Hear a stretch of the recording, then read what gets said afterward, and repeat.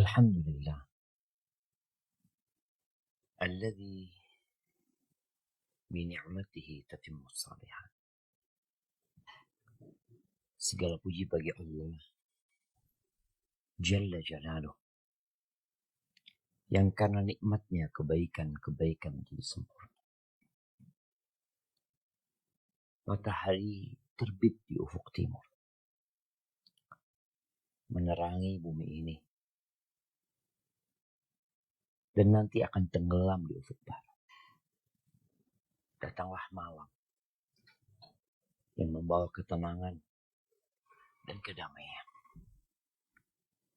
Andai kata seluruh penduduk bumi ini dengan semua fasilitas dan kekuatan yang mereka miliki, mereka tidak akan pernah dapat membuat matahari itu terbit atau tenggelam. Inna fi ikhtilafil laili wan nahar. Inna fi khalqis samawati wal ardi wa ikhtilafil laili wan nahar la ayat li ulil albab. Di dalam penciptaan bumi dan langit-langit sebelumnya, dan pergantian malam dan siang, itu ada tanda-tanda kebesaran Allah Jalla Jalaluh bagi orang-orang yang berakal sehat. Maka semoga kita dibantu oleh Allah untuk mensyukuri nikmat yang Dia berikan, dan untuk mengingat Allah yang dengan mengingatnya hati menjadi damai dan tentram, dan agar kita dapat beribadah yang baik kepada Allahumma salli ala Muhammad wa ala ali Muhammad kama sallaita ala Ibrahim wa ala ali Ibrahim wa barik ala Muhammad wa ala ali Muhammad kama barakta ala Ibrahim wa ala ali Ibrahim fil alamin innaka Hamidum Majid. Amma ba'd. Ahibati fillah, sebuah ide mulia dari mahasiswa SD Imam Syafi'i, dari muslimah yang kelak akan menjadi madrasah yang melahirkan generasi-generasi terbaik umat ini, dari muslimah yang ingin mengejar karir yang banyak diremehkan oleh banyak wanita. Karir menjadi seorang istri yang soleha, menjadi seorang ibu yang teladan. Kita akan berbincang tentang ibadah, tentang karakter, dan tentang muslimah. Kita berbincang tentang sebuah kesatuan yang akan menjadikan bumi ini indah, membuat rumah menjadi berkah, menjadikan anak-anak generasi masa depan soleh dan soleha. Bagaimana tidak? Ketika kita berbincang ibadah, tema kita peran ibadah dalam membentuk karakter muslimah yang baik. Ya. Kita berbincang tentang ibadah yang merupakan tujuan diciptakannya manusia dan bangsa jin. Insya Allah kita semua hafal atau menghafal ayatnya. Wa ma khalaqtul jinna wal insa illa liya'budun. Tidaklah aku ciptakan bangsa jin dan manusia kecuali untuk beribadah kepadaku. Dan kalau kita berbicara tentang karakter, yang Rasul sallallahu alaihi wasallam mengatakan afqalu ma fil mizan husnul khuluq. Yang paling berat di timbangan kelak pada hari kiamat adalah akhlak yang mulia. Kemudian semua itu berada di sosok seorang muslimah Dan kata Nabi SAW berbincang tentang dunia. Di sini ada kesenangan. Tapi sementara.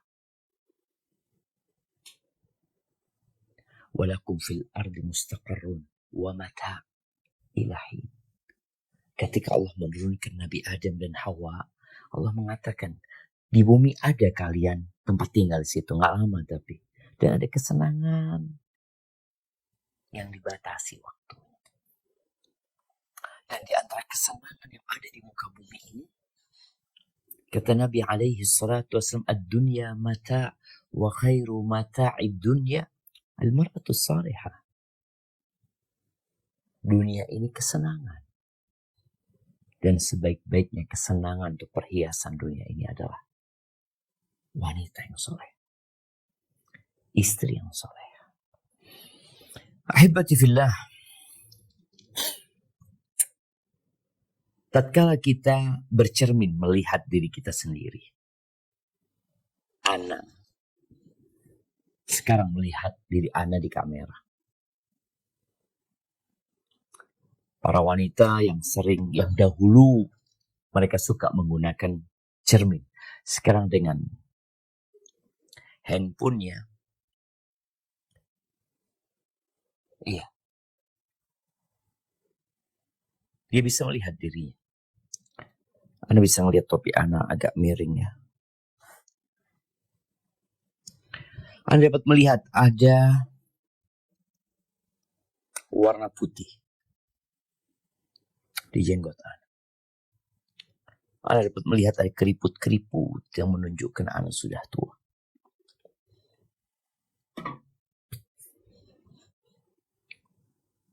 Setiap orang dapat melihat dirinya dengan cermin. Kadang-kadang dia berusaha untuk memperbaiki yang kurang baik di diri. Jenggot yang putih disemir menjadi coklat, apa-apa.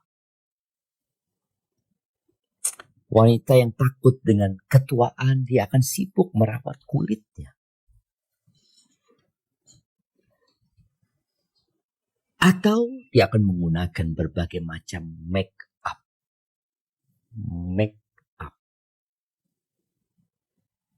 Agar dia tampak lebih baik, lebih indah, lebih cantik. Kita apabila membandingkan diri kita dengan orang lain, atau kita melihat orang lain dan yang lainnya, ada yang kulitnya putih,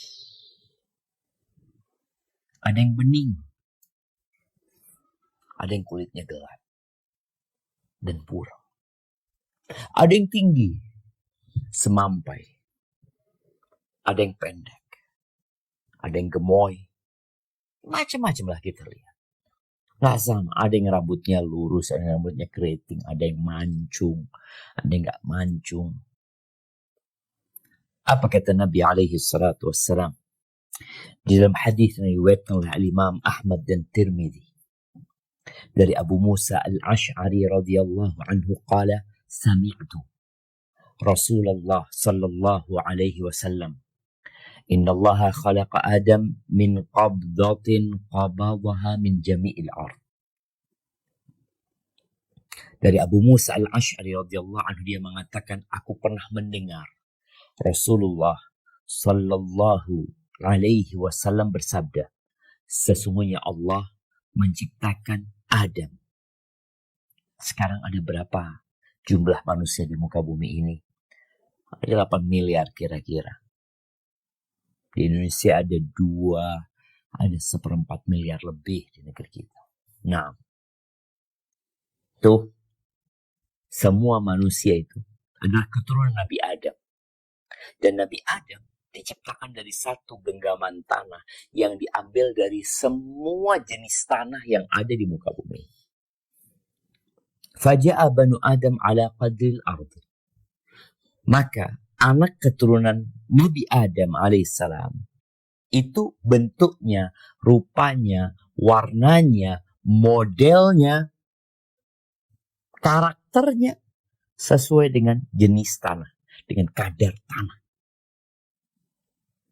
Minhumul ahmar wal abyad wal aswad wa baina dzalika.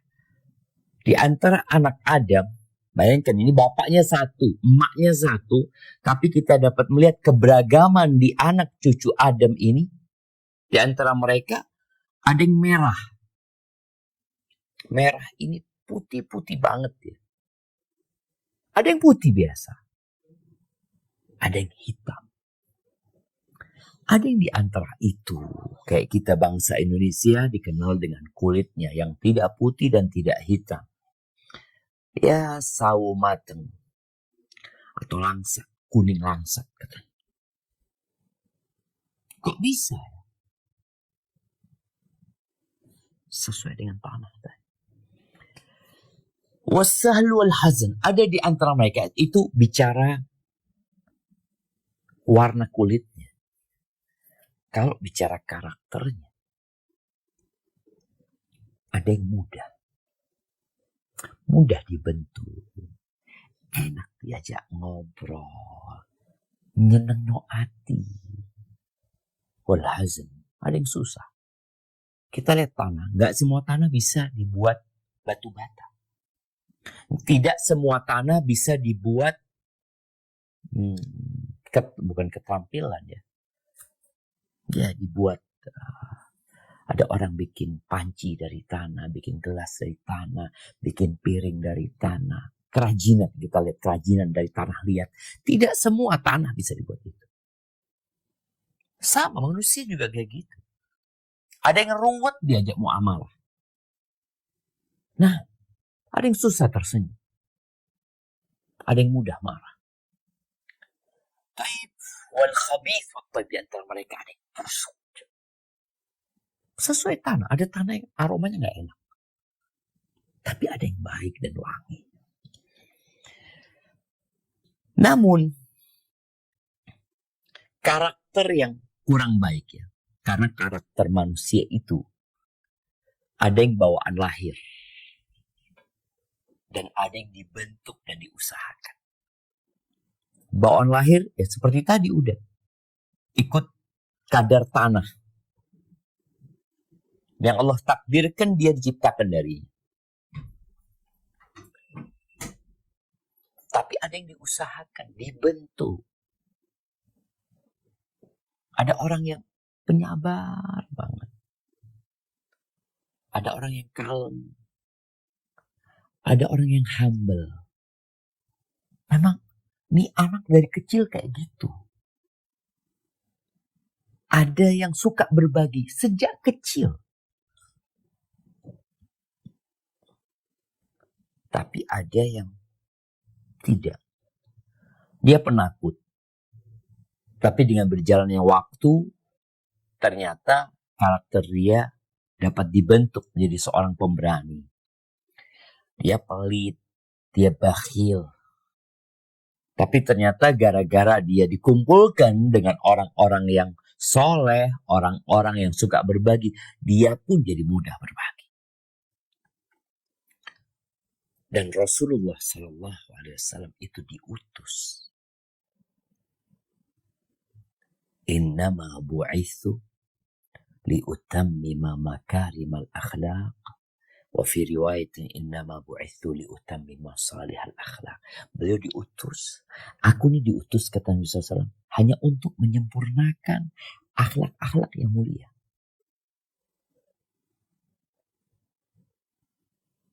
Iya. Bagaimana manusia menjadi makhluk yang beradab. Makhluk yang tidak zalim. Makhluk yang mentauhidkan Allah Azza wa Jalla, tahu diri. Karena kita tahu kezaliman yang paling besar, akhlak yang paling buruk adalah perbuatan syirik. Di mana dia menyekutukan Allah dengan sesuatu. Ahibati fillah. Di surat Al-Jumu'ah. Hari Jumat. Dan kita akan baca ayat kedua dari surat Al-Jumu'ah. Tafadhalina.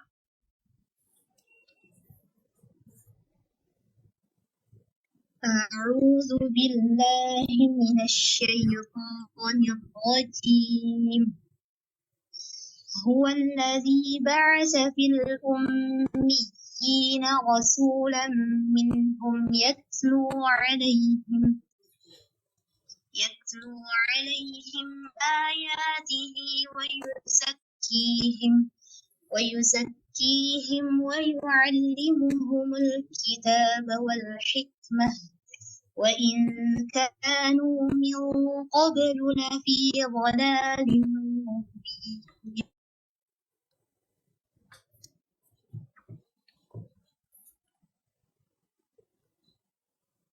Artinya, dialah Allah yang mengutus kepada kaum yang buta huruf seorang rasul di antara mereka, yang membacakan ayat-ayatnya kepada mereka, menyucikan jiwa mereka, dan mengajarkan kepada mereka kitab dan hikmah, yaitu as-sunnah. Dan sesungguhnya mereka sebelumnya benar-benar dalam kesesatan yang nyata. Allahu Akbar. Ya. Mereka berada dalam kesesatan yang nyata sampai Allah mengutus Rasul. Membacakan ayat-ayat Allah. Wa yuzakkihim. Dan menyucikan jiwa mereka. Nih. Beliau diutus untuk memperbaiki karakter manusia. Menyucikan jiwa mereka. Syekh As-Sa'di rahimahullahu ta'ala dalam tafsirnya ketika berbincang tentang tazkiyatun nafs wa yuzakkihim, beliau mengatakan bi ayyahussahum 'ala al-akhlaqil fadilah, di mana Nabi alaihi salatu wasallam mengarahkan umat manusia agar berakhlak mulia, wa yufassiluha lahum, dan mendetailkan untuk mereka, wa yazjuruhum 'anil akhlaqir radhilah, dan melarang mereka, mencegah mereka dari berkarakter buruk. Baik, apa saja yang dapat membentuk karakter mulia, merubah seseorang menjadi lebih baik? Ada banyak. Tapi hari ini kita akan fokus berbincang tentang peran ibadah. Kita ini beribadah tiap hari. Dan kita ciptakan untuk beribadah dari pagi, siang, sore, malam, besoknya lagi. Terus. Ada banyak perintah-perintah Allah yang kita disuruh untuk mengamalkannya.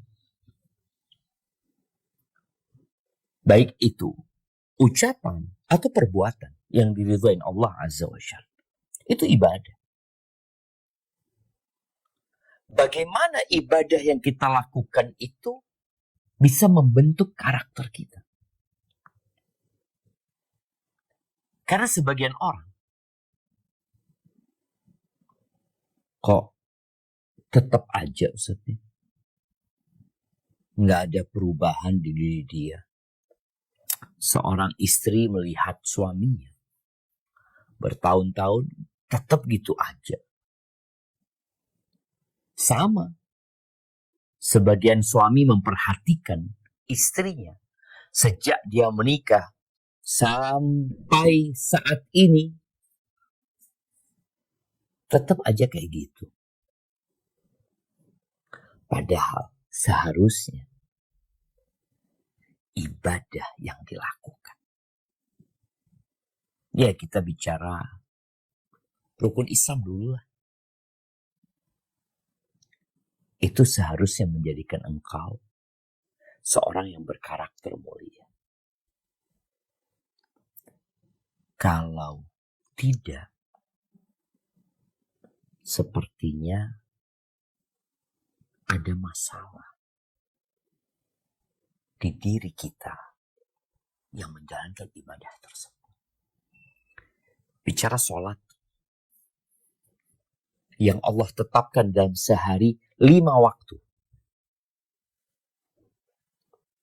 Yang dicontohkan oleh Nabi SAW seperti sungai di depan rumah kalian. Orang kalau mandi sehari 5 kali, Kira-kira bagaimana fisik dia? 5 kali dalam sehari mandi dia. Pagi mandi, zuhur mandi, belum berapa lama asar mandi, maghrib mandi, isya mandi. Kalau perempuan sibuk menggunakan skincare 2-3 kali, ini 5 kali. Bukan hanya wajahnya, tapi seluruh tubuhnya. Kira-kira seperti apa orang itu? Wajahnya akan menawan, kulitnya akan cerah, akan senantiasa tampil segar, bugar, prima. Nggak ada yang namanya males-males, nggak ada yang namanya ngantuk, seger dia. Itu sholat yang 5 waktu. Seharusnya sholat 5 waktu itu menjadikan engkau bersih, memiliki karakter yang mulia. Ini gimana enggak 5 kali? Dan waktunya sudah ditetapkan. Bayangin ya, orang subuh bangun tidur, kok harus sholat?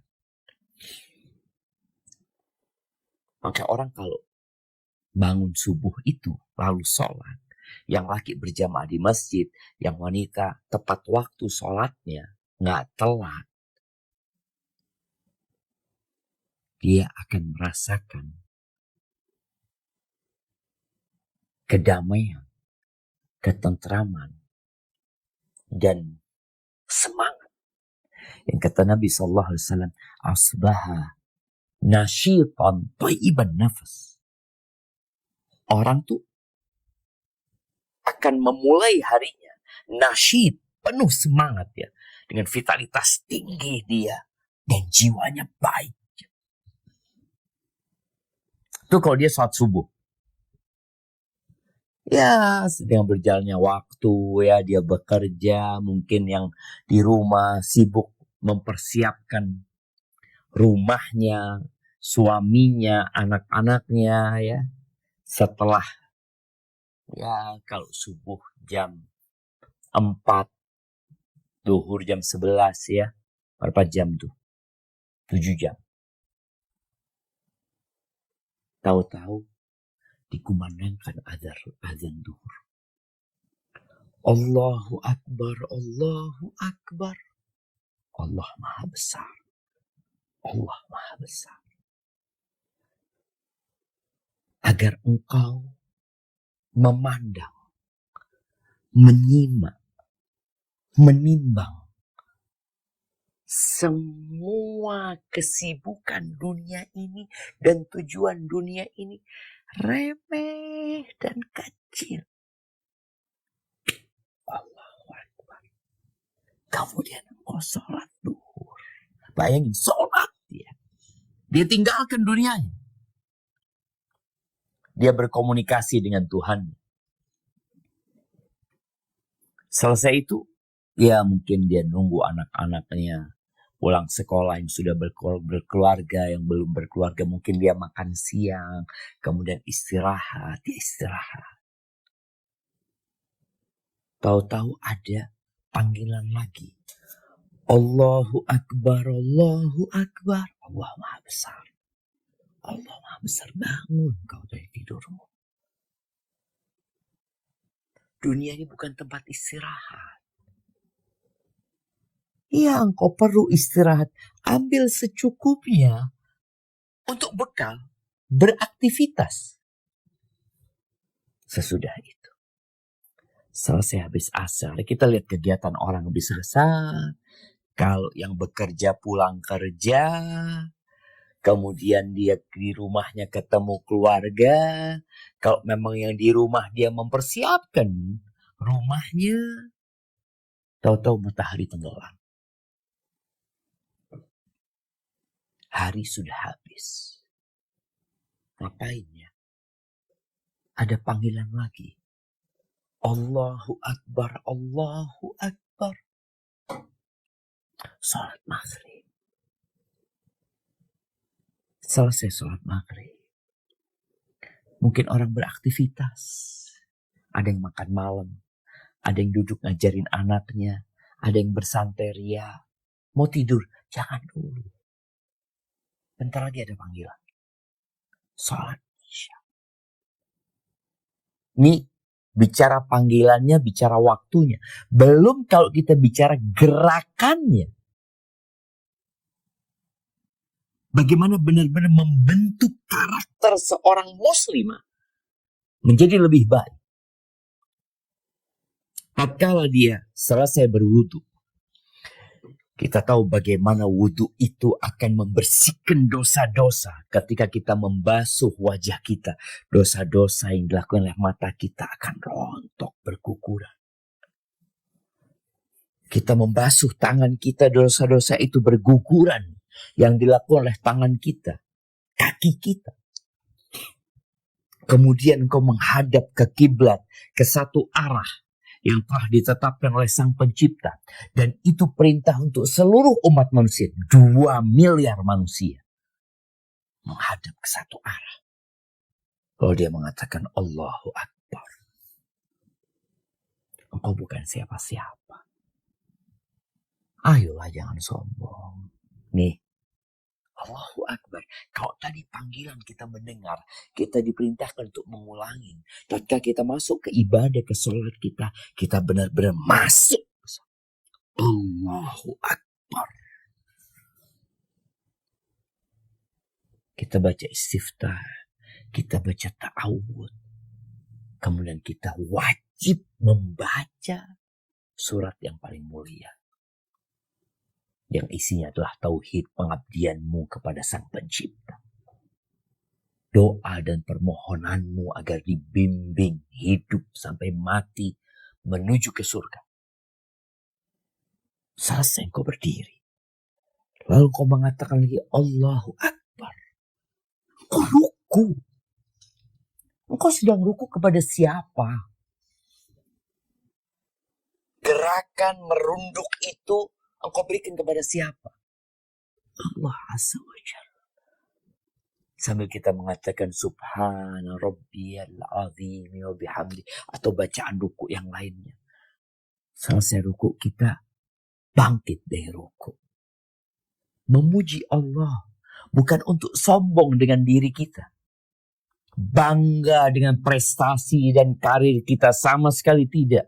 Kita bangkit dari ruku untuk mengatakan Sami Allahu liman hamidah. Lalu kita membuat pernyataan Rabbana walakal hamd. Ya Rabb kami, bagimu semua pujian. Aku hambamu ya Allah. Dari ruku kita bangkit, dari bangkit tahu-tahu kita sujud. Allahu Akbar. Engkau letakkan keningmu di bumi. Lebih rendah daripada belakang. Lalu engkau mengatakan Subhana Rabbiyal A'la. Lalu engkau berdoa. Seakan-akan engkau berbisik kepada bumi. Dan yang mendengar suaramu yang di atas langit sana Allah Jalla Jalaluhu. Kemudian engkau bangkit duduk dengan penuh kekhusyuan. Mengatakan, Rabbighfirli warhamni. Lalu engkau sujud lagi. Selesai sujud engkau bangkit lagi. Lalu engkau ruku. Bangkit lagi. Terus gerakan itu. Gimana tidak terbentuk karaktermu untuk menjadi hamba yang tawadhu, yang tahu diri. Bahwa dia bukan siapa-siapa. Allahu Akbar. Dia hanyalah hamba yang diperintahkan untuk menjalankan tugas-tugas. Ahibati fillah, tuh ibadah ini. Sholat. Apa kata Allah bicara tentang sebagian hikmah. Allah berbincang di surat Al-Ankabut ayat 45.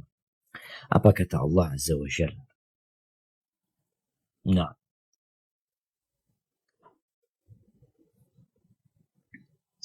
أعوذ بالله من الشيطان الرجيم اتل ما أوحي إليك من الكتاب وأقم الصلاة إن الصلاة تنهى عن الفحشاء والمنكر ولذكر الله أكبر والله يعلم ما تصنعون.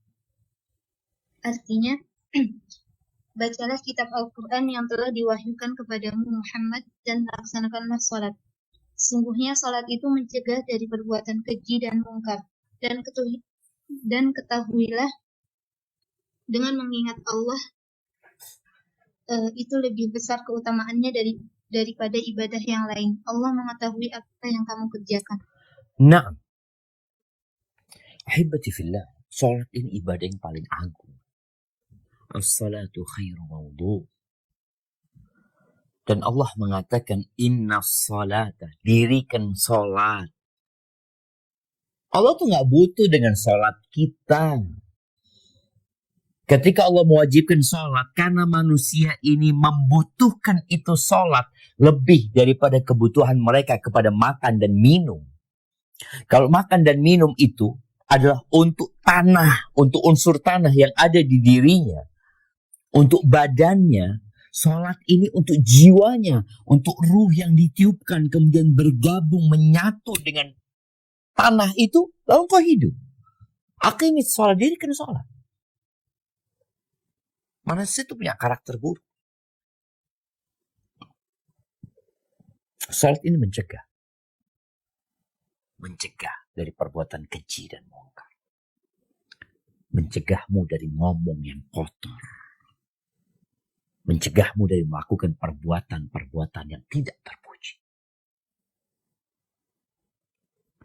Dan subhanallah, ketika Nabi ditanya tentang seorang wanita yang taqumul lail wa tasumun nahar, ini wanita Masya Allah, kalau bicara ibadahnya, dia sholat malam loh, bukan wajib lagi.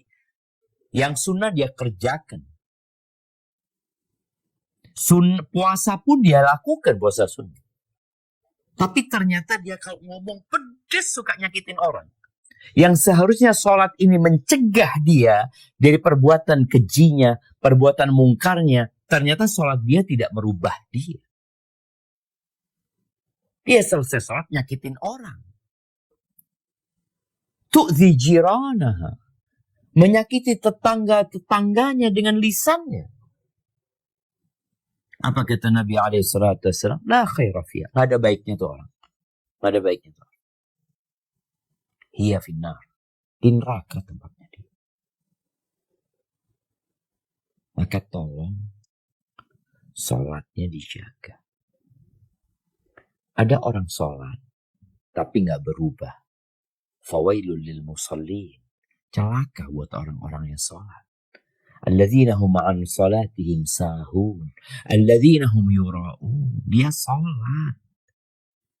Tapi asal-asalan dia sholat. Oh, yang penting aku laksanakan kewajiban. Riya lagi. Orang munafik sholat. Tapi apa kata Allah? Idza qamu ila salati qamu kusala. Tuh orang-orang munafik kalau sholat males-malesan. Jadi semangat itu nggak ada. Maka hendaklah kita melihat ketika masuk waktu sholat, bagaimana kondisi dirimu. Jangan-jangan kita termasuk orang-orang munafik. Yura'unan nas, sholat riya. Apalagi perempuan. Perempuan nih, dia kurang agamanya. Ibadahnya kurang. Kenapa? Dia datang bulan. Maka di saat ibadahnya dia kurang, maka dia harus hadirkan ibadah-ibadah pengganti. Supaya dia tetap terjaga. Dan karakternya menjadi lebih baik. Dan tadi perempuan, kalau dikatakan, kau kenapa gak sholat? Udah datang bulan. Ya sudah. engkau perlu berjuang lebih daripada laki-laki. Dan sholat ini mengajarkan disiplin. Nah, gimana nggak disiplin? Waktunya ditetapkan. Ada awal, ada akhir. Lewat itu dosa. Dan itu sholat. Kita bicara zakat. Bagaimana zakat ini diwajibkan buat orang-orang yang mampu. Karena orang-orang mampu ini punya kelebihan harta. Dan orang yang punya kelebihan harta, kita perlu pahami bersama bahwa harta itu memiliki efek samping buruk. Orang kalau berharta itu pikirannya kemana-mana dan boleh jadi mengantarkan dia kepada kesombongan. Dia ingin menikmati hidup di dunia, lupa dengan akhiratnya. Innal insana la yatgha ar-ra'ahu istaghna. Sesungguhnya manusia benar-benar melampaui batasan tatkala dia merasa nggak butuh sama orang, bahkan mungkin nggak butuh sama Tuhannya. Na'udzubillah min dzalik. Maka Allah wajibkan untuk mengeluarkan zakat. Keluarkan harta. Karena ada orang yang cintanya kepada harta membuat karakter dia nggak benar sudah. Halal haram udah lewat. Bagaimana dia punya harta, bertambah hartanya, maka Allah perintahkan mengeluarkan zakat. Selain manfaat zakat itu buat orang lain, membantu orang lain, menolong orang lain, zakat ini membersihkan diri dia. Apa kata Allah Azza wa Jalla di surat At-Taubah ayat 103? Nah,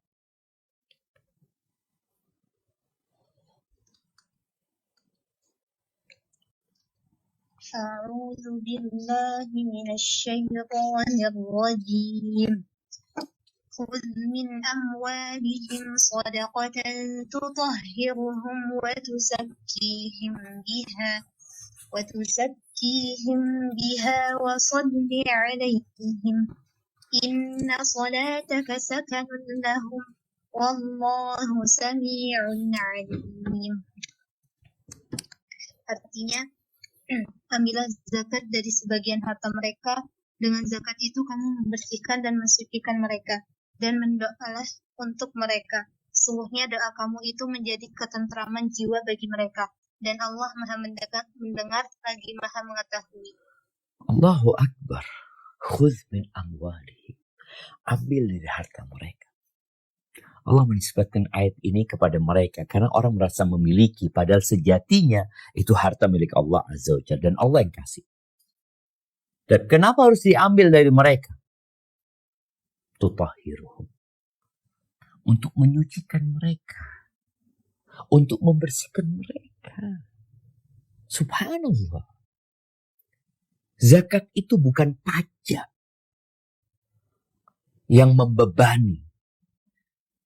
Tapi zakat itu adalah pembersih dan penyuci yang mengangkat, yang menjadikan harta itu berkah dan pemiliknya suci jiwanya, bersih hatinya. Sehingga dia tidak diperbudak oleh hartanya. Apalagi kalau dia perbanyak dengan sodakoh. Dan khusus buat para wanita, tadi kita berbincang bahwa wanita ada libur sholatnya. Ada libur puasa. Maka dia harus gantikan dengan ibadah lain. Yang bisa dia lakukan kapan saja. Malam, siang, sore, pagi. Dalam semua kondisi. Apa? Zakat yang wajib dan sedekah yang sunnah. Kalau enggak berbahaya. Apa kata Nabi SAW di hadis Abdullah bin Umar radhiyallahu anhuma? Anna Nabi sallallahu alaihi wasallam qala, bahwa Nabi alaihi salatu wasallam bersabda, ya ma'syaran nisa, tasaddaqna wa akthirna minal istighfar. Wahai para wanita, bersodakohlah kalian. Di hadis lain Nabi alaihissalatu mengatakan tasaddaqna walau min huliyikunna. Bersodakohlah kalian walaupun dari perhiasan kalian. Artinya sesuatu yang dia pakai, sesuatu yang dia cintai, sesuatu yang dia gunakan untuk mempercantik dirinya, sodakohkan. Nggak harus nunggu engkau punya uang simpanan. Perhiasan yang engkau pakai pun sodakohkan. Wa aktsirna minal istighfar, dan perbanyak istighfar. Nih, sodakoh istighfar nggak kenal waktu, nggak kenal tempat. Kenapa Nabi menyuruh para wanita untuk bersodakoh dan memperbanyak istighfar? Bukan istighfar ya, memperbanyak. Ini ibadah. Fa inni ra'aitukunna aktsara ahli nar. Aku melihat kebanyakan kalian di neraka.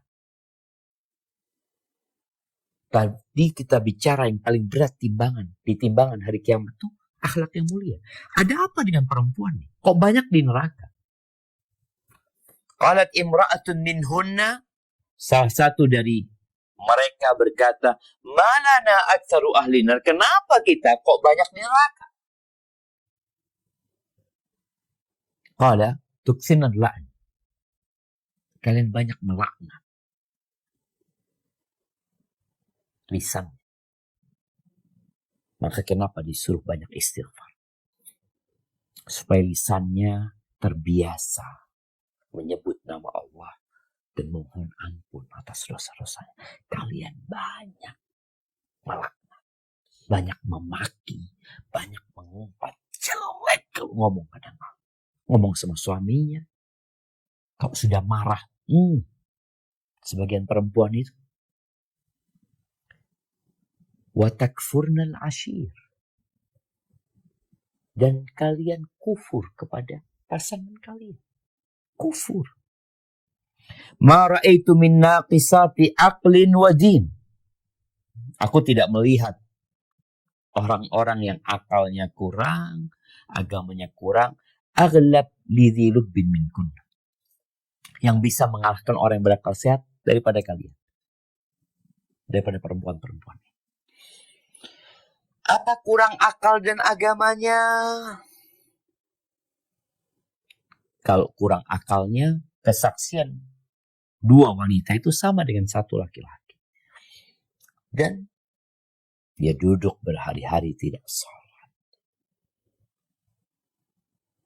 Maka tadi perbanyak istighfar dan sedekah.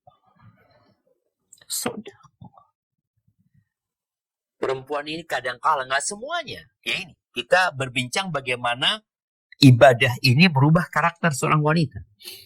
Banyak wanita yang menumpuk barang. Baik itu pakaian, baik itu makanan, baik itu aksesoris, baik itu sepatu, tas, apa aja. Tasnya bertumpuk-tumpuk. Ketika engkau beli yang baru atau engkau mendapatkan rezeki yang baru, yang lama engkau keluarkan. Bajumu seperti itu. Bukan minta sama suaminya bikinkan lemari lagi. Sudah lemari dibuatin. Aku kayaknya perlu ruangan khusus untuk baju-bajuku. Kadang-kala anak bertamu. Ya, ke rumah kawan. Kemudian anak istirahat di kamar mereka. Anak melihat yang namanya lemari sepatu itu. Kayak toko sepatu ya. Lemari tas kayak toko tas. Jadi lemari itu disusun bagus. Kemudian dikasih lampu ya. Mungkin kalau malam hari dia lihat ya. Sampai Anda dapat potongan video. Mereka yang punya sepatu banyak itu kalau keluar rumah sepatunya diikat ya. Sampai 20 sepatu dia keluar dengan 20 sepatu. Yang dipakai 19 dia ikat untuk menunjukkan kepada orang. Ahibati fillah, di surat Muhammad ayat 38. Apa kata Allah Azza wa Jalla? Nah,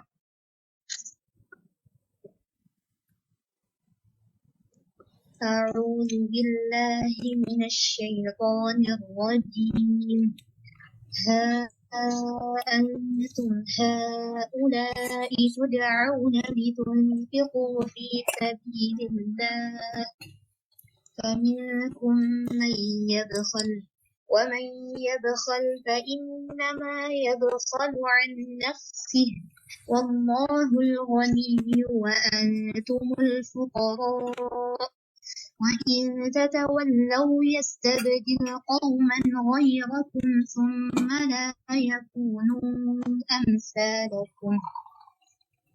Artinya, ingatlah kamu adalah orang-orang yang diajak untuk menginfakkan hartamu di jalan Allah, lalu di antara kamu ada orang yang kikir, dan barang siapa kikir, maka sesungguhnya dia kikir terhadap dirinya sendiri. Dan Allah lah yang maha kaya, dan kamulah yang membutuhkan karunia-Nya. Dan jika kamu berpaling dari jalan yang benar, dia akan menggantikan kamu dengan kaum yang lain, dan mereka tidak akan durhaka seperti kamu. Allahu Akbar jemaah. Orang yang bakhil, orang yang kikir, sejatinya dia kikir sama dirinya sendiri. Dia sedang kikir sama dirinya sendiri. Tadi seharusnya ketika engkau bersedekah, engkau berbagi, itu manfaatnya buat dirimu. Jiwamu menjadi tenang dan damai. Engkau menjadi orang yang baik. Engkau tidak diperbudak dengan dunia. Hartamu tidak menjadi azab untukmu. Di samping engkau, ya, menjadi lentera yang menerangi. Karena orang-orang mendapatkan manfaat dari hartamu. Tapi kita tidak bicara orang, bicara tentang diri kita. Kemudian bicara puasa. Kita tahu ya ayat yang sering dibaca ketika mau bulan Ramadan, ya ayyuhalladzina amanu kutiba alaikumusiyam kama kutiba alal ladzina min qablikum la'allakum tattaqun. Tuh puasa diwajibkan kenapa? Agar kalian bertakwa kepada Allah. Bukan agar kalian sehat. Iya, ada kesehatan di balik itu, tapi bukan itu tujuan utamanya. Agar kalian bertakwa. Agar kalian menjadi orang yang lebih baik, yang dapat menundukkan jiwanya, mengontrol emosinya, menjaga lisannya, menjaga, Masya Allah. Tuh orang kalau lagi puasa, istrinya nggak dia sentuh. Istrinya halal buat dia. Sang istri juga kayak gitu. Suaminya nggak dia godain. Enggak, aku sedang puasa. Bagaimana Nabi SAW menyuruh para pemuda untuk segera menikah bagi yang mampu. Tapi yang nggak mampu, puasa. Loh, kenapa disuruh puasa? Karena puasa itu tameng. Ya, pengontrol. Orang bisa menahan diri. Kalau puasanya benar. Kalau puasanya sesuai itu, Masya Allah. Tapi kadang-kala kita puasanya nggak sesuai. Kita hanya meninggal makan dan minum. Tapi ketika kita sahur, kita kelewatan sahurnya. Ketika kita berbuka, kita sembarang kita makan. Kemudian ibadah sholat maghribnya bermasalah. Ketika sahur yang seharusnya itu waktu mustajab berdoa, sibuk nonton. Jadi puasanya itu akhirnya jadi budaya dan tradisi. Enggak loh. Ini disyariatkan agar engkau menjadi orang yang bertakwa. Man lam yada' qawla zur wal amala bihi. Barang siapa yang tidak meninggalkan omong-omong dusta, perbuatan-perbuatan yang gak penting, perbuatan-perbuatan bodoh, Kata Nabi SAW, "Falaysa lillahi hajatun fi an yada'a ta'amahu wa syarabahu." Allah nggak butuh loh dia meninggalkan makan dan nggak butuh. Ini ibadah disyariatkan bukan supaya engkau kurus, tapi supaya engkau jadi orang yang bertakwa. Karaktermu lebih baik. Engkau merasakan lapar. Engkau tidak fokus dengan urusan perutmu dan yang di bawah perutmu. Engkau fokus sebagai hamba Allah Azza wa Jalla. Dan rukun Islam yang kelima, haji. Allah Akbar kalau bicara haji ini. Bagaimana haji ini kembali haji yang mabrur. Yang tidak ada balasan buat dia kecuali surga Allah Azza wa Jalla. Orang yang haji yang mabrur pulang seperti bayi yang baru lahir. Ini safar, perjalanan panjang, melelahkan, meninggalkan keluarga, meninggalkan pekerjaan. Lalu dia mengatakan labbaik Allahumma labbaik, labbaik la syarika laka labbaik, innal hamda wan ni'mata laka wal mulk la syarika lak. Bagaimana dia mulai berpakaiannya diatur. Bagaimana dia ketika mau masuk ke miqat, dia harus memasang niat di sana. Bagaimana nanti dia berada di Mina, kemudian di Arafah, kemudian di Muzdalifah. Bagaimana dia melempari jamarat. Bagaimana kemudian dia tawaf. Ini sebuah ibadah. Fisik, harta, dan jiwa yang menjadi satu, yang seharusnya pulang haji, ya jemaah haji itu pulang haji seharusnya ya jadi orang yang lebih baik lah. Perempuan-perempuan yang berhaji juga. Bahkan kalau bicara haji, ini seperti jihad buat wanita.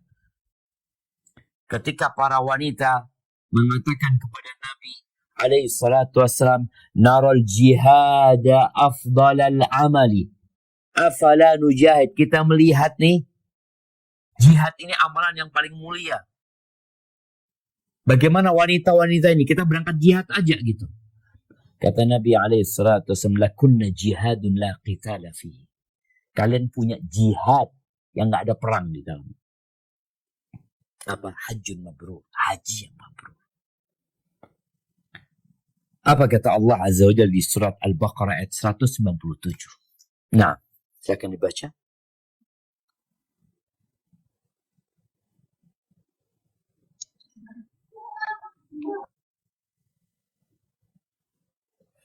أعوذ بالله من الشيطان الرجيم الحج أشهر معلومات فمن فرض فيهن الحج فلا رفث ولا فسوق ولا جدال في الحج وما تفعلوا من خير يعلمه الله وتزودوا فإن خير الزاد التقوى واتقون يا أولي الألباب. Artinya,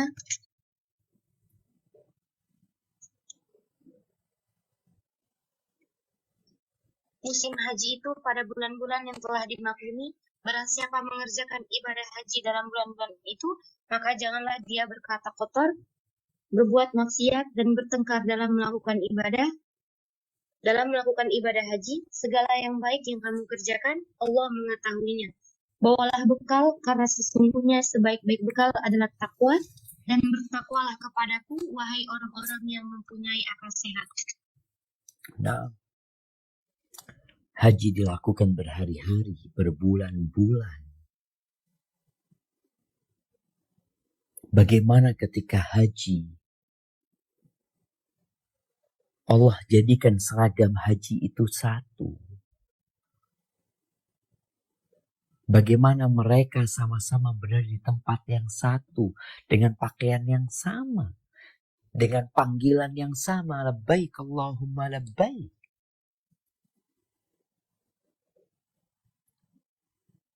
Hanya saja memang jamaah, Ada banyak hal yang perlu dievaluasi. Kalau pemerintah itu memikirkan bagaimana ibadah haji orang-orang Indonesia itu lebih nyaman lagi, ya bagus. Tapi bagaimana memikirkan orang-orang yang pulang haji itu jadi lebih baik karakternya? Bagaimana dia berempati, bersimpati, bagaimana dia menjadi orang-orang yang tidak hanya memikirkan dirinya, dia memikirkan juga orang lain. Nggak ada berbantah-bantahan, udah berhenti berbuat dosa. Ya, semoga Allah memperkenankan kita semua untuk berangkat haji. Itu baru rukun Islam. Kalau kita bicara ibadah yang lainnya, semua ibadah yang dilakukan. Bicara silaturahim yang merupakan ibadah juga. Berbakti sama orang tua, ya. Itu dapat membentuk karakter kita menjadi lebih baik. Paling tidak sekarang, bagaimana rukun Islam kita menjadi lebih baik, lebih benar. Dan kalau ternyata ibadah yang dilakukan tidak merubah karakter kita, tidak membentuk kepribadian kita menjadi lebih baik, jangan-jangan ibadah kita nggak diterima sama Allah. Innama yataqabbalullahu minal muttaqin. Allah hanya menerima dari orang-orang yang bertakwa. Barakallahu fiik, itu mungkin dapat Ana sampaikan, kurang lebihnya mohon maaf. Kita masuk ke sesi tanya jawab. Ana kembalikan ke moderator. Jazakillah khair. Ana izin membacakan pertanyaan. Tafadhalina. Assalamualaikum warahmatullahi wabarakatuh. Waalaikumsalam. Afwan izin bertanya. Di era sekarang ini banyak brand yang menggunakan jargon syar'i, stylish, namun pakaian yang produksi itu sangat mencolok, yang mana menarik ketika dilihat. Bahkan iklan atau foto produk menggunakan wanita bukan manekin. Ownernya bahkan sudah ngaji Ustaz. Lalu fenomena akhwat yang suka nongkrong di kafe dan membuat video estetik mereka dengan tulisan dakwah. Bukankah ini semua sudah keluar dari koridor syariat Islam? Mohon pencerahan dan nasihatnya Ustaz untuk kita seorang wanita. Syukran, barakallahu fiik. Barakallahu fiik. Naam, ahibati fillah. Penting bagi setiap muslim dan muslimah sebelum dia melakukan sebuah tindakan untuk berilmu terlebih dahulu, sehingga dia tahu mana yang boleh dan mana yang tidak boleh. Al-halalu bayyinun wal haramu bayyinun. Yang haram itu jelas, yang halal itu juga jelas. Wa bainahuma umurun mushtabihat la ya'lamuhunna katsirun minan nas. Dan di antara halal dan haram itu ada hal-hal yang syubhat, yang banyak orang nggak ngerti, kebanyakan orang itu. Maka di sini pentingnya siapa saja untuk bertanya, sehingga mana batasan yang boleh dan mana batasan yang keluar. Kalau dari dikatakan, oh ini sudah keluar dari syariat, oh ini sudah melanggar, maka perlu belajar. Dan di sini kita tatkala memberikan teguran kepada seseorang, ada bahasa yang positif, yang dengannya kita membuat orang itu berkembang ilmunya dan lebih ngerti tentang hukum dengan mandiri. Umpamanya kita melihat ada teman kita buka usaha kok kayaknya udah nggak benar ya. Berarti kita kasih tahu. Cobalah engkau tanya sama ustaz, coba engkau pelajarin lagi. Jangan sampai gara-gara kita ambisi dunia, akhirnya ya kita nyerempet. Dan ini pentingnya juga kita watawasau bil haq watawasau bis sabr. Adapun buat akhwat-akhwat ya yang nongkrong di kafe, yang mungkin dia mengatakan ya kita kan juga butuh tempat nongkrong Ustaz. Ketahuilah bahwa hukum asalnya perempuan tuh di rumah. Waqarna fi buyutikunna. Kalian tinggal di rumah kalian. Kalau butuh keluar, keluar. Tapi jangan tabarruj. Kalau nggak butuh, jangan keluar.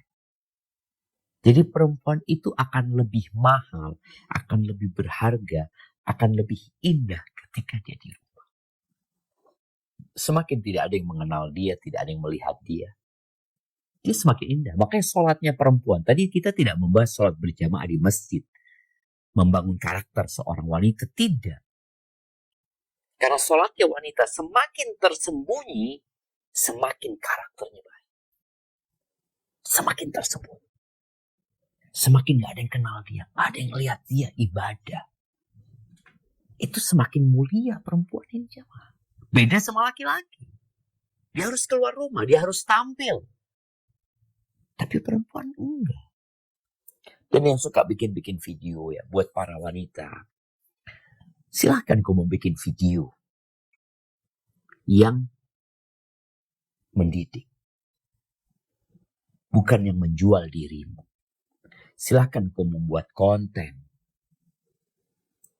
yang memberikan manfaat kepada manusia tanpa harus menampilkan dirimu. Ada banyak cara.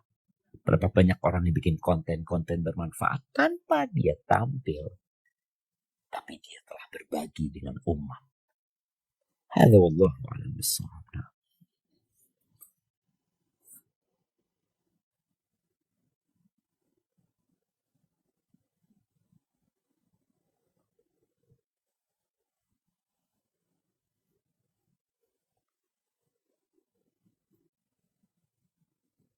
Pertanyaan berikutnya.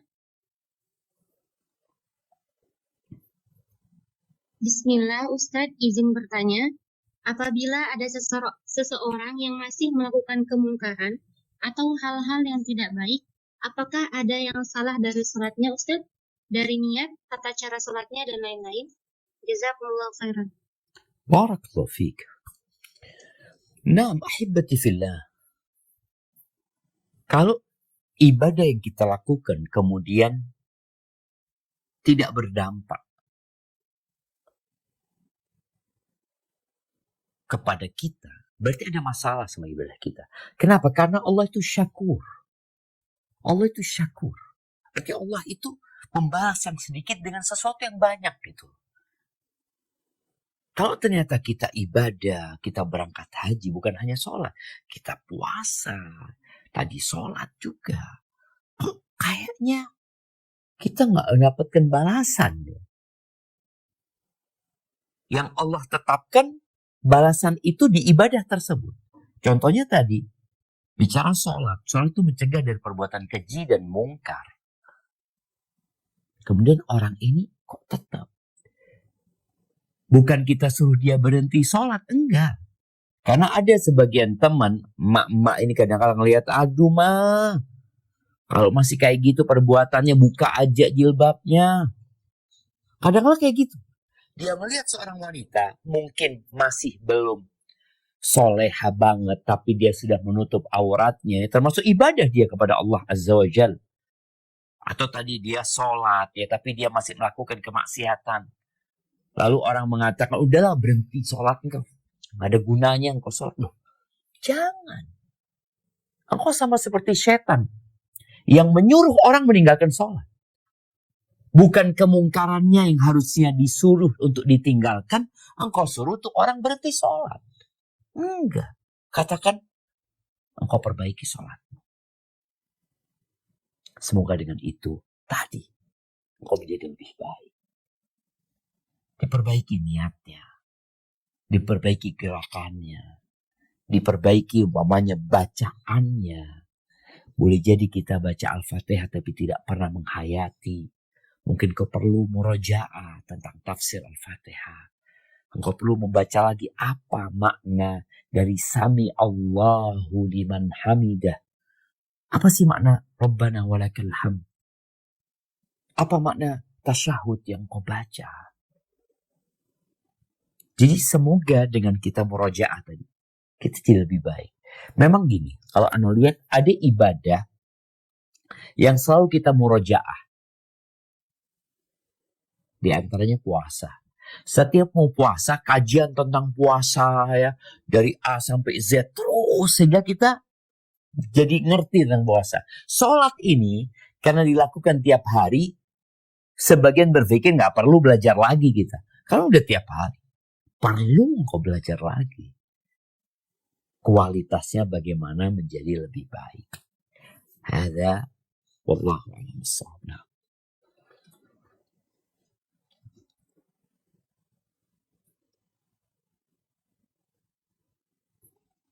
Kepada Ukti Naila Abia, kami persilahkan untuk membacakan pertanyaannya.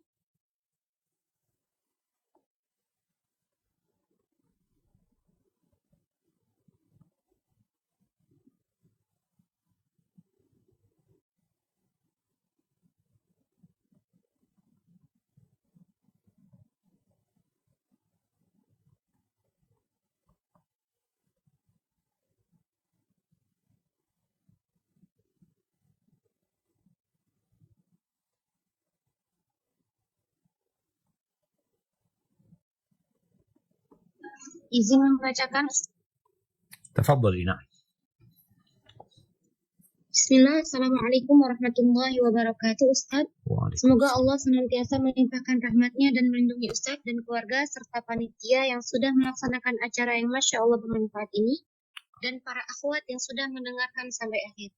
Afwan, saya ingin bertanya Ustaz, apakah sholat kita yang belum khusyuk yang menyebabkan sholat kita atau ibadah kita tidak bisa mencegah itu untuk berbuat maksiat, atau justru karena berbuat maksiat sholat kita jadi tidak khusyuk? Jazakumullah khairan Ustaz. Masya Allah, barakallahu fiik. Berkaitan dengan sholat ya, Rasul Sallallahu Alaihi Wasallam menyebutkan bahwa seorang itu akan mendapatkan balasan dari sholatnya itu sesuai dengan keberadaan akal dia dalam sholat itu. Makanya ada orang yang sholat hanya mendapatkan setengahnya. Ada yang dapat 1/4, ada yang dapat 1/10, ada yang gak dapat apa-apa. Kalau pertanyaannya, apakah sholat yang tidak khusyuk itu menyebabkan kita berbuat dosa? Artinya sholatnya tidak mencegah dari perbuatan keji dan mungkar. Atau perbuatan dosa ini menyebabkan sholatnya tidak khusyuk? Sebenarnya saling berkaitan. Karena kita tahu dosa itu menyebabkan noktah di dalam hati. Yang tatkala kita beristighfar, kita bertobat, noktah itu akan dibersihkan sama Allah Subhanahu wa taala. Tapi tatkala kita tidak bertobat, maka noktah itu akan bertambah dengan dosa-dosa yang lainnya. Boleh jadi awalnya dia nggak khusyuk sholatnya. Bukan karena dosa, tapi karena dia meremehkan sholat atau sholatnya asal-asalan. Dan itu juga termasuk dosa seharusnya. Tapi kemudian dia berbuat dosa, sehingga dia sulit untuk mendapatkan kekhusyuan. Maka ada yang namanya sholat taubat. Sholat taubat. Artinya ketika seorang terjebak dalam perbuatan dosa, kemudian dia kembali kepada Allah Azza wa Jalla, dianjurkan untuk sholat taubat.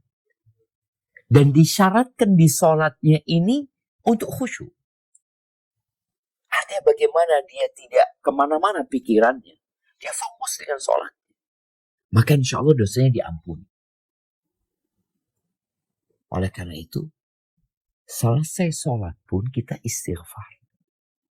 Selesai sholat. Maka nasihat ana buat teman-teman yang tadi melihat sholatnya mungkin belum bisa khusyuk dan masih ada dosa-dosa yang dia lakukan, hendaklah memperbanyak istighfar, memohon ampun kepada Allah Azza wa Jalla dan berdoa meminta kepada Allah agar dibantu bagaimana sholatnya bisa lebih baik. Maka setiap di penghujung sholat atau selesai sholat kita dianjurkan membaca Allahumma a'inni ala dzikrika wa syukrika wa husni ibadati. Ya Allah, bantulah aku untuk senantiasa mengingatmu, bersyukur kepadamu, dan beribadah yang baik. Di antara beribadah yang baik ini ya, bagaimana sholat kita jadi khusyuk ya. Hadza wallahu a'lam bissawab. Nah,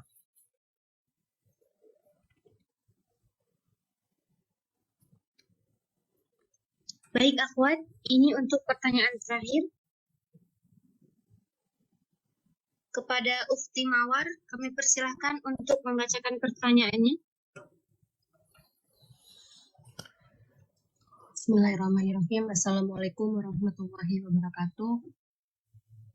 Izin bertanya, Waalaikumsalam Ustaz. warahmatullahi Saya wabarakatuh. pernah dengar di salah satu kajian bahwa pakaian wanita itu tidak harus berwarna hitam, Ustaz. Karena istri-istri Nabi juga pernah memakai pakaian yang selain berwarna hitam. Bagaimana menurut pendapat Ustadz, apa itu maksudnya apa itu adalah sesuatu yang dibenarkan kalau misalkan pakaian wanita itu tidak harus berwarna hitam? Yang kedua, apakah keistiqomahan seseorang itu berarti menandakan amalnya seseorang itu diterima, Ustadz? Masya Syukran, Allah. jazakallah khairan. Masya Allah, barakallahu fiik. Nah, ahibati fillah. Apakah memang ada warna khusus untuk pakaian wanita? Nggak ada. Tidak ada warna khusus yang ditetapkan menjadi pakaian wanita. Terus gimana? Iya memang bebas. Cuma ada syarat nggak boleh pakaian itu syuhroh. Kalau laki-laki banyak larangan. Nggak boleh pakai sutra umpamanya. Perempuan bebas. Dia mau pakai baju warna apa, ya, terbuat dari apa, bebas. Yang penting bukan baju hasil mencuri yang dia pakai. Dan juga tadi nggak boleh pakaian itu syuhroh. Syuhroh itu yang yang menarik perhatian orang, yang nyeleneh pakaiannya, yang tidak seperti kebanyakan orang. Malah kalau kita pakai baju, usahakan yang sesuai dengan budaya yang ada di masyarakat. Warnanya selama tidak bertentangan dengan syariat. Jadi perempuan boleh nggak pakai baju liris-liris? Boleh, nggak apa-apa. Kalau memang masyarakat situ pakainya kayak gitu. Pakai hitam boleh, pakai hijau boleh, pakai kuning boleh, pakai putih boleh. Boleh pakai baju apa aja. Tapi tadi disesuaikan dengan budaya yang ada. Selama tidak bertentangan dengan agama silahkan. Dan pakaiannya nggak boleh ketat, nggak boleh tipis, ya nggak boleh nerawang. Ada aturannya berkaitan dengan jenis pakaiannya atau model pakaian. Tapi kalau bicara warna sebenarnya bebas, tapi jangan sampai pakaian itu pakaian syuhrah. Itu yang perlu diperhatikan buat wanita yang berpakaian. Cuma memang warna hitam ini kadang-kala lebih menutupi warna gelap ya. Sehingga orang pakai baju hitam lebih enak. Walaupun tipis nggak nerawang umpamanya. Beda dengan warna putih. Atau warna yang terang yang lainnya. Terus terang ketika kita haji. Kadang-kala banyak jemaah haji yang pakai baju putih. Gak apa-apa sebenarnya. Perempuan yang pakai baju putih.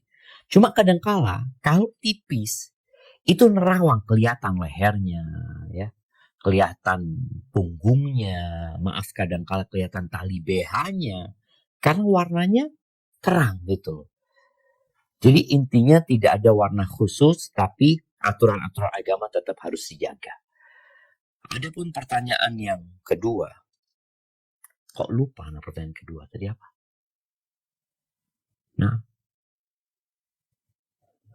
apakah keistiqomahan seseorang itu adalah tanda bahwa amalan seseorang itu diterima, Ustaz? Masya Allah, barakallahu fiik. Sangat rajin sholatnya dan segala macam, berarti tanda sholatnya telah diterima. Nah, iya, ahibati fillah, seorang hamba itu harus mengabdi kepada Allah dengan cinta yang dibalut rasa takut dan harap cemas. Nabi Ibrahim alaihissalam ketika membangun Ka'bah, doanya beliau, Rabbana taqabbal minna, Allah terima dari kami ya Allah. Minta supaya diterima. Padahal itu Nabi. Nah, kalau pertanyaan apakah keistiqomahan itu menjadi salah satu tanda diterima amalan seseorang? Boleh jadi. Hal jazaul ihsan illal ihsan. Tadi juga sampaikan bahwasanya Allah itu syakur. Para ulama menjelaskan Allah itu di antara namanya asy-syakur. Yang mensyukuri perbuatan hamba yang sedikit dikasih balasan yang banyak. Kalau engkau beribadah, tahu-tahu ibadahmu tidak berdampak, boleh jadi ibadahmu bermasalah. Maka teman-teman yang umpamanya selesai Ramadan, pulang haji tadi ya, selesai sholat, banyak sholatnya, tapi kok dia ngelihat, kok dia jauh dari Allah ya. Mungkin ada kesombongan di dirinya, ada congkak, ada ujub. Seperti itu. Hada wallahu a'lam bishawab. Itu yang dapat Anda sampaikan. Kembalikan ke moderator. Jazakillah khair.